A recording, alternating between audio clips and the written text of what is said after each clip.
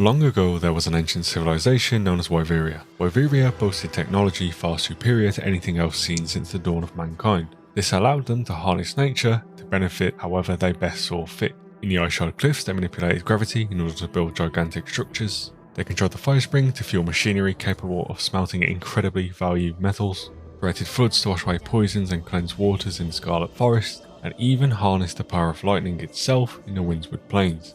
And all of this was made possible via something known as the Dragon Torch. The game describes the Dragon's Torch as a source of limitless energy, with the wormways, the tunnels Nata escaped through at the beginning of the story, being channels capable of transferring this energy across large spanses of distance. This will be extremely important to later theories, so keep that in mind. The people of Wyveria didn't stop there, however. They continued to play God by creating the Guardians. These monsters are artificial in nature, created using existing monsters such as Rathalos and Fulgur Anjanath as templates. By consuming output from an infinite energy source known as Wyvern Milk, yep, it's a weird name, these Guardians do not need to eat, procreate, and will never perish. One entity, however, was created not using a template. Well, at least not one specific reference point. Zoh Shia. The Keepers, who are descendants of Wyveria entrusted to keep watch and pass along the history of their long-gone people, teach us that it was in fact Wyveria's greatest creation that would end up bringing about calamity to the city, ultimately ending the civilization. As you may have guessed, that creation was Zoh Shia. In the story of Base Worlds, we find this strange monster has made its way into the Dragon Torch itself, lying dormant, and I believe this to have major significance for a few reasons.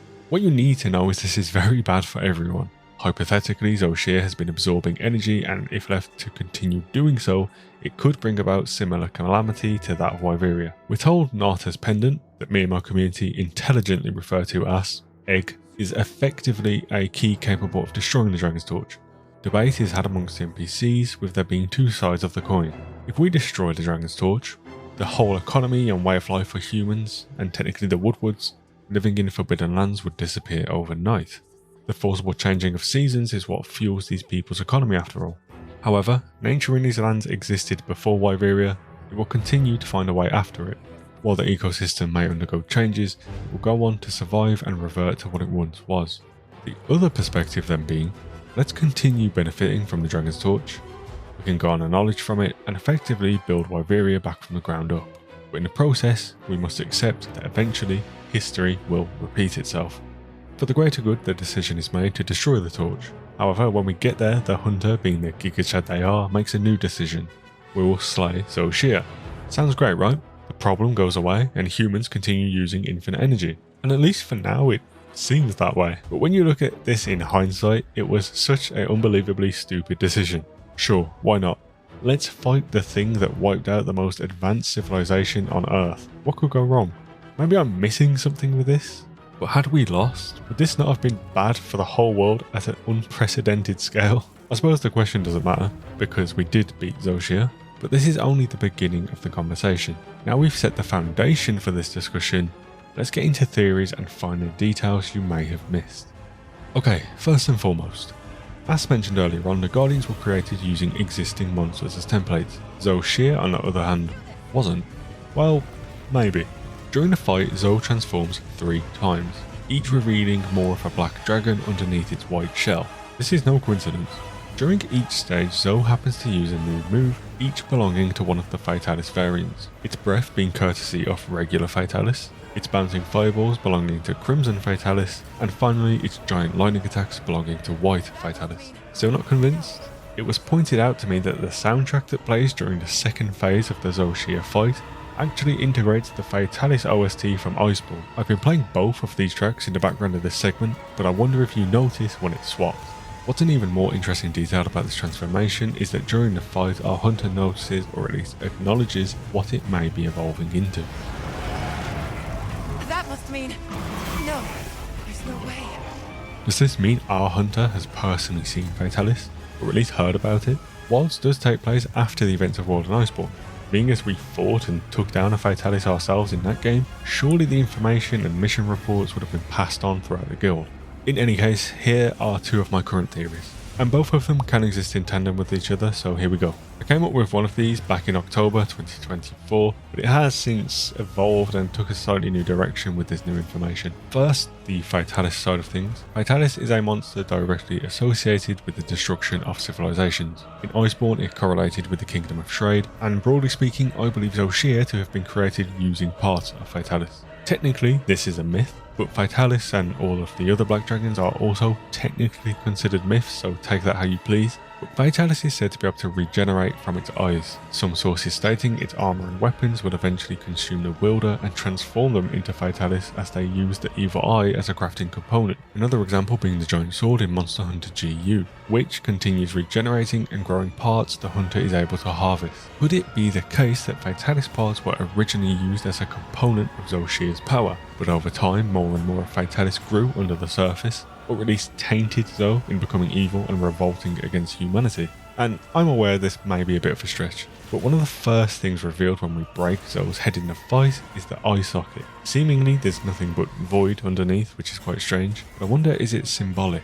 For me, this whole design and story has so much religious symbolic meaning. Humans played God and created what appears to be an angelic protector, but this greed in manipulating nature ended up resulting in a demonic destroyer emerging and taking it all away. This could explain the very logo of Monster Hunter Wilds, one dragon being this outwardly appearing bold white dragon, the other being hollow laying underneath. And if you didn't catch it, we do see this symbol on the wall before we walk into the Dragon Torch room. Just a thought. Furthermore, a little bit of research from me and my community could reveal what Zoh Shia's name means. The word Zoh in the Hebrew Old Testament means eternal life or life that is possessed by a divine being, and the word Shia in the same context means gift from God. Both pretty fitting names for the themes we just discussed. It could also be confirmation bias, so take that with a pinch of salt. And that's theory 1.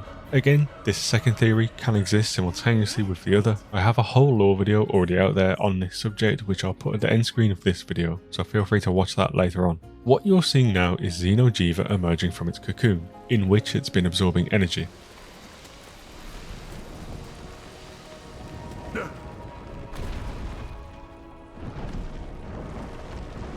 Now, you're seeing a Guardian do the exact same thing. Safi'Jiva absorbed energy from the Everstream, which is a naturally generated bioenergy source created from monsters and elder dragons dying and dissolving back into the earth. Guardians, on the other hand, absorb the limitless energy created by the Dragon Torch. How this energy works, we don't know, but that is part of my theory. What if the people of Wyveria themselves studied a Xeno or Safi'Jiva along with the Everstream? Then they simply reversed engineered it where they call home. While it's not described as a Guardian, we found Zoh Shia doing the exact same thing, bathing in energy likely to make up for everything it exerted destroying Wyveria. Likewise, other Guardians we currently have in the game either exist in the Forbidden Lands or are monsters exclusively introduced in Iceborne, the expansion where we happen to fight Safi'Jiva. Could Wyveria have had presence in the New World long ago? Safi also had heavy ties to the Guiding Lands themselves, a somewhat artificial ecosystem that could be manipulated to encompass various different environments and draw in high bioenergy monsters. Alright, look, maybe at this point I'm just information dumping a bunch of things that may or may not have relevance, but it's a lot to think on for sure. The story of World was definitely not finished. It left us with more questions than answers, and I feel that we're getting the answers here in Wilds. Whether or not Capcom always intended for this to be the case, or if they're doing it retrospectively, we can't know for certain. However, one final thing I wanted to touch on is the fact we only get to fight Zoh Shia once. And that being said, it also doesn't have an armor set or weapons.